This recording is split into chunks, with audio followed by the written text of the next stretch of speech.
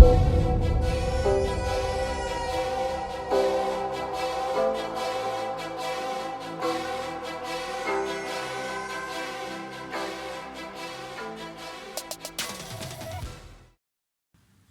and gentlemen, hello and welcome back to Talk Finance.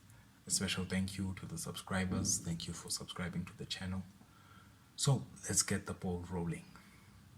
Now, for those who can't wait to start their investment journey to financial independence and those who might be familiar with everything, Easyequities is the platform to use, which I'm also using. And you will find a lot of YouTube videos on how to open an account and also how to transfer funds to the platform using whichever bank you are on. Just make sure you document your login details and also save them on Google and the app whenever that option pops up. Easyequities, you can find it on Google or on Google Play Store. Now, this is not financial advice.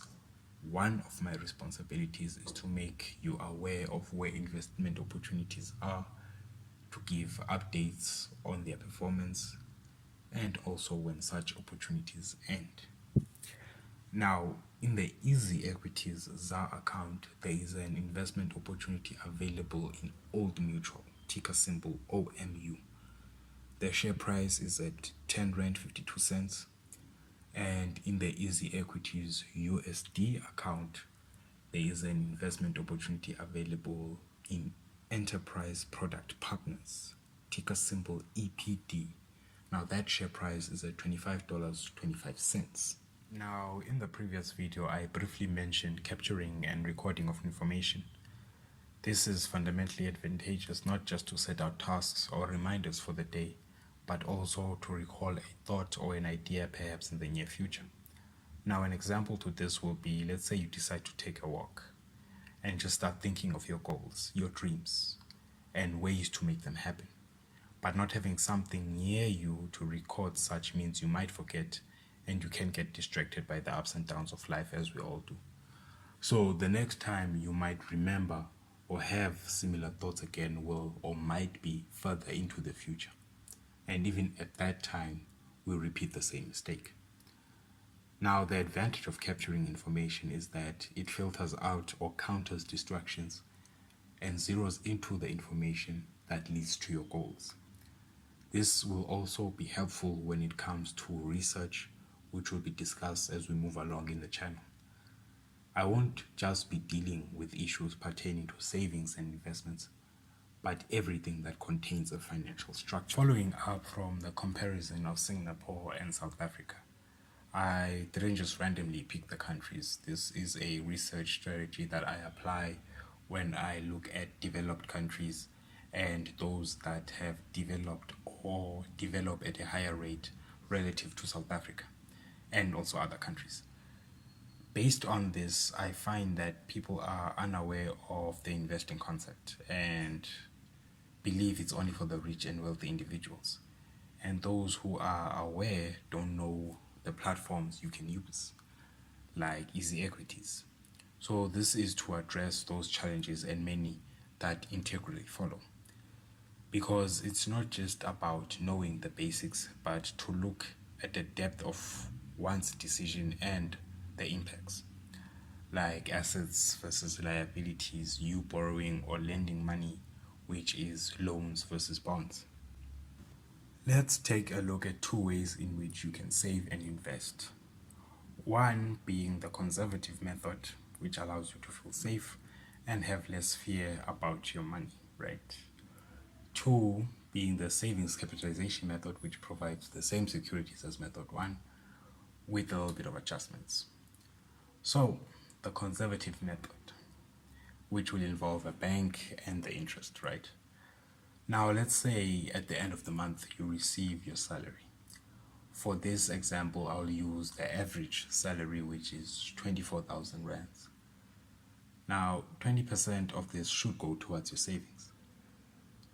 So 24,000 multiplied by 20% will give us 4,800. So initially you would put this in a flexible account. Usually they offer it around 3.5% interest. You save this every month for a year, which will give you plus 57,600 when we include the 3.5% interest. Then you transfer this into a fixed deposit account for a year at around 7.5% interest, and you receive the interest monthly, which will be 360 rands. While you are still saving your 20% into a flexible account to add it to your fixed deposit a year later when your fixed deposit matures, and you do the same thing again and again. Now, the 360 is the amount we are focusing on which we use to buy shares, basically investing it. Well, you might say that the 360 is too small, but that's not the point. Don't forget that you have your principal amount, or should I say your capital, which is producing this interest every month. So let's say, or let's take an example, which is Old Mutual. You invest the 360 at the current share price, which is 10 Rand 52 cents. That will give you 34 shares. So the shares in 3 years' time are now valued at 50 Rand and 52 cents. So your 34 shares are now worth 1,717 rands. Take away the 360 initially, which will give you 1,357 returns over 3 years. Now, the savings capitalization method. Taking the same example, which is 20%, but now subdivides it to 80-20. What do I mean by this? So 20% was determined to be 4,800, correct? Now 20% of the 4,800 is 960. This will be the amount used to invest. A year later, this will merge with method 1. So the interest from the 80% part, which is 3,840, saved month after month for a year, will give us 46,080 rands. Transferred to fixed deposit will give us 288 rands monthly interest. Added to the 960 will be used to continue investing. And that brings us to the end. Thank you for watching. If you like and enjoy, tell friends, tell family, and don't forget to subscribe so that you do not miss out on any future videos.